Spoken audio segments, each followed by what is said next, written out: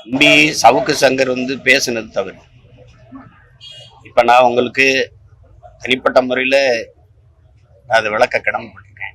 ஒரு பெண் என்னை பற்றி தவறா 15 ஆண்டுகளா பேசிட்டு இருக்கும்போது நீங்க எல்லா ஊடகவியலாளர்களும் அதை பத்தி கவலைப்படாம கொண்டாடிட்டு தான் இருந்தீங்க. எல்லாம் அரசு இல்லாத. எனக்கு ஒரு குடும்பம் இருக்கு. எனக்கு 2 பசங்க இருக்காங்க. எனக்கு மனைவி, எனக்கு அம்மா, அப்பா, மாமியார் எல்லாம் இருக்காங்க. அப்படிங்கிறதுலாம் யாருக்கும் நினைவில் இல்லை. ஆனா ஏடிஜிபி அருண் அப்படின்னு நீங்க பாக்குறீங்க. அவருக்கு 2 பெண் குழந்தைங்க இருக்காங்க. 2 பேருமே படிக்கிறாங்க கல்லூரியில. என் தங்கச்சிங்க. தன்னுடைய தந்தையை பத்தி நீங்க பேசுறத என் பிள்ளைங்க எப்படி தன் தோழிகளை எதிர்கொள்வாங்க? எப்படி அதெல்லாம் யோசிக்கணும். சமூகத்துல நீங்க எதையுமே யோசிக்காம எதையாவது பேசிவிட்டு போயிருங்க. அப்படி பண்ணக்கூடாது. அது தம்பி சவுக்கு சங்கர் பெண் காவலர்களோட ஐயா ஏடிஜிபி அருண் அவர்களை இணைச்சு பேசுனதுங்கிறது தவறு. அதுக்கு இந்த கைது நடவடிக்கைங்கிறத நான் கண்டிக்கல. குண்டாசு அளவுக்கு அது கஞ்சா வைக்கிறது, குண்டாசு போடுறது, இதெல்லாம் அதிகப்படியா தெரியுது. இதெல்லாம் அரசினுடைய பழிவாங்க நடவடிக்கை. அதெல்லாம் தம்பி ஃபெலிக்ஸ் என்ன செஞ்சாரு? இப்ப நான் என் தலைவனை ஆதரிச்சு பேசுறேன் அப்படின்னா நான் தான் பொறுப்பேற்கணும். சொல்லி இந்த ஊடகம் ஏதாவது பொறுப்பேற்குமா? இப்ப நீங்க இப்ப பிரபாகரன் வாழ்க அப்படின்னு நான் சொன்னா நான் தான் என்னதான் நீங்க பொறுப்பு கைது பண்ணணும். இந்த இதெல்லாம் நீங்க ஒளிபரப்பிட்டீங்க அப்படின்னா அப்படி ஃபெலிக்ஸை கைது பண்ணதுங்கிறது ரொம்ப தவறு. இப்ப நீங்க உங்களை விமர்சிக்கிறதுக்கு நீங்க கைது பண்றீங்கல்ல, என்னைய, என்னுடைய குடும்பத்தை, எங்க கட்சியை, எங்களை எல்லாம் விமர்சிக்கிற அந்த வாடகை வாய்கள் இருக்குல்ல, திராவிட வாடகை வாய்கள், அவங்கள ஏதாவது நடவடிக்கை எடுத்துருக்கீங்களா? ஏதாவது இருக்கா? பேர் சொல்ல விரும்பல, உங்களுக்கு தெரியும் எந்தெந்த ஊடகம்னு. ஏன் அவங்களெல்லாம் நீங்க ஒண்ணுமே செய்யறதில்லை? எவ்வளவு இழிவா பேசுறாங்க. அதை கேட்கிற என் குடும்பம் என்னான்னு, என்னை சுத்தி நிக்கிற என் குடும்பம் என்ன நினைப்பாங்க? இதெல்லாம் யோசிச்சு பார்க்கணும்ல. இப்ப நீங்க உங்களுக்குன்னா உடனே நடவடிக்கை எடுத்துருவீங்க. ஃபெலிக்ஸ் என்ன தவறு பண்ணாருன்னு சொல்லுங்க. இப்ப நீங்க என்னை கேள்வி கேட்கிறீங்க, நீங்க எப்படி குற்றவாளி ஆவீங்க சொல்லுங்க. என்னோட கருத்துக்கு நான் தான் பொறுப்பேற்கணும் மொழிய எதுக்கு நீ அவரை கேள்வி கேட்டா, எதுக்கு ஒரு போட்டாயின்னு உடனே உங்களை குற்றவாளியா இருக்குன்னா? ஃபெலிக்ஸை கைது பண்ணது ரொம்ப பெரிய தவறு, ரொம்ப பெரிய தவறு. அது இவ்வளவு என் தம்பி நாங்க பிளைட் டிக்கெட் போட்டு தர்றோம்னு சொன்னோம்.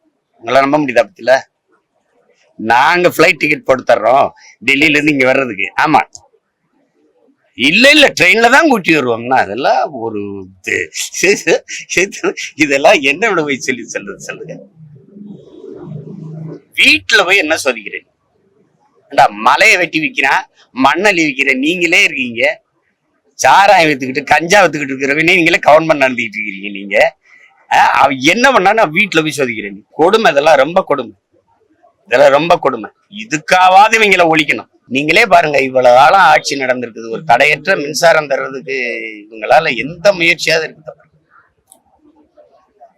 நகரத்திலே, தலைநகரிலே இப்படி இருக்குன்னா சிற்றூர்ல எங்க அம்மா அப்பாவெல்லாம் யோசிச்சு, அவங்க ஆட்சி, அவங்க பேசுறாங்க, இதுக்குன்னே ஒரு கூட்டத்தை வச்சிருப்பாங்க.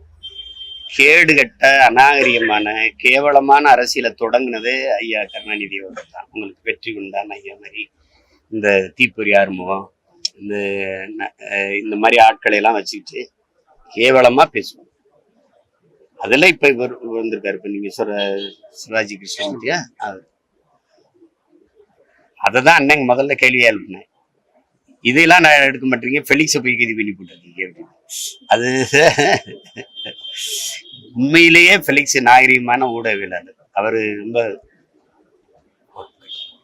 கருத்தா எடுத்து வைப்பாரு ஒழிய கேவலமாலாம் தர்க்கம் செய்ய மாட்டாரு, பேச மாட்டாரு. அவரை கைது பண்ணதெல்லாம் கொடுமையிலும் கொடுமைன்னு தான் நான் சொல்றேன். அது மாதிரி இப்ப அவரை கட்சி விட்டு நீக்குவாங்க, அப்புறம் சேர்ப்பாங்க, கட்சி விட்டு நீக்குவாங்க, சேர்ப்பாங்க. அதெல்லாம் என்னவே பண்ண முடியும். அவனை அவமதிக்கணும்னு நினைக்கிறாங்க. கால் மேல கால் போட்டு உட்கார்றது பாக்குறீங்கல்ல. வெளியில பேசாத, மூடிட்டு இரு அப்படின்னு சொல்லணும். அதுக்கு என்னென்ன செய்யணுமோ அவ்வளவு செய்வாங்க. நான் அனுபவிக்காத சிறையா? சிறைக்குள்ள எனக்கு தனி சிறை பார்த்திருக்கீங்களா நீங்க? ஜெயிலுக்குள்ள எனக்கு தனியா ஜெயில். என்னை யாரும் சந்திக்க கூடாது. அப்படி ஓராண்டு இருந்த வேணாம். எவ்வளவு வலியும் வன்மமும் இருக்குன்னு பாத்துக்க.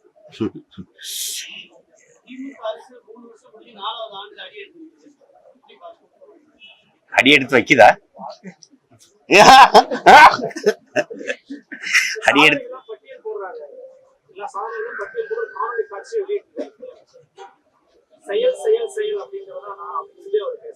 காரணம் என்ன தெரியுமா? வெறும் செய்தி அரசியல் தான், சேவை அரசியலோ செயல் அரசியலோ இல்லைன்னு நான் சொல்லிட்டேனா. அதுக்கு செயல் செயல் செயல். என்ன செயல்? எங்களுக்கு ஒரு தாத்தா இருந்தான், காமராஜ்னு பேரு. அவன்கிட்ட போயிட்டு 2 நியூஸ் ரீல் எடுத்து நம்ம சாதனையெல்லாம் விளக்கி நம்ம ஒரு படம் மாதிரி எடுத்து போடலாம் அப்படின்னு சுந்தரம்னு ஒரு டைரக்டர் கேட்குறாரு. என்ன சாதனை? பள்ளிக்கூடம் கட்டியிருக்கோம். சரி. ரோடு போட்டிருக்கோம். டேம் எல்லாம் கட்டியிருக்கோம். அப்ப விவசாயம் பாக்குறான், பிள்ளை படிக்குது, சொன்னா நடக்குது இல்ல. இதுக்கு படம் போட்டு வர காட்டுவியா? அப்போ நீ சாதிச்சிருந்தீன்னா அதுக்கு உட்கார்ந்து பேசிட்டு எதுக்கு இருக்க? அதே எனக்கு தெரியும்ல, நான்ல பேசணும். அந்த சாதனையை அனுபவிச்சவன், அந்த செயலை அனுபவிச்ச நான்ல பேசணும். நீங்க ஏன் முதலமைச்சரே நான் இதை சாதித்து விட்டேன் நீங்க சொல்லாதீங்க ஜமா, அதை நாங்க சொல்லுவோம். அதுக்கு இதுக்கு பேர் தான் செய்தி அரசியல். செயல் அரசியலோ சேவை அரசியலோ இல்லைன்னு சொல்றது காரணம் இதுதான். அதனால எங்க தாத்தா செத்துட்டாரு. இதை விடவெல்லாம் அவரை கேவலப்படுத்த முடியாது. ஏதோ ஒரு கொடுவை.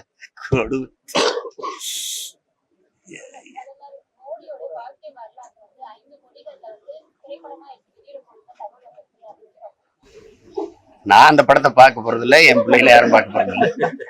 எங்களுக்கு ஒன்றும் புரியவும் புரியாது. என்ன பிரச்சனை? ஹலோ, என்னடா பிரச்சனை?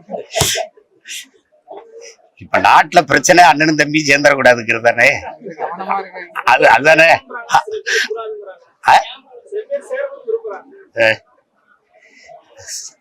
சேரணும்னு விரும்புறாங்களா? நாங்க என்ன கள்ளக்காதலர்கள் மாதிரி அண்ணனும் தம்பியும் சந்திக்கிறதுல என்னங்க ரகசிய வேண்டி கிடக்கு? சந்திச்சா சந்திப்போம், இதுல என்ன இருக்குது? அவர் படப்பிடிப்புல இருக்காரு, வேலையா இருக்காரு, சந்திப்போம். என் தங்கச்சி ஒரு காருக்கு பக்கத்துல நின்ட்டா, அவளை படாபாடு வருத்துறாங்க. உண்மையிலேயே என் தங்கச்சி கார் வாங்கினத உங்களுக்கு என்னடா பிரச்சனை? என்ன பிரச்சனை உங்களுக்கு? தமிழ் தேசியம்னா என்னென்ன நினைச்சிருக்காங்கன்னா, ஒரு சோழனா பையி, ஒரு தேஞ்ச செப்பு, ரப்பர் செருப்பு, அப்படியே ஒரு அப்படி வச்சுக்கிட்டு அப்படியே பிசைக்கிற மாதிரி இருக்கணும்னு நினைக்கிறேன். ஏன்னா வந்த நாய், கண்ட நாய் எல்லாம் கோடி கோடியா கொள்ளையடிச்சு வாழும்போது, சொந்த மண்ணின் பிள்ளைய நாங்க வாழ்றதுல என்னடா உங்களுக்கு பிரச்சனை? நாங்க கார் வச்சிருக்கிறது பொறாமையா இருக்கா? அதுக்காகவே கார் வைப்போம். நாங்க நல்லா சட்டை போடுறது, சீமான் பாருங்க சட்டை வேப்பர் பிராண்டா போடுறாரு, அதுக்காக போடுறேன்டா, அதுக்காக. என்ன தேவை ஒன்று பேச்சுட்டு அலையிறது பைத்தியக்காரங்க.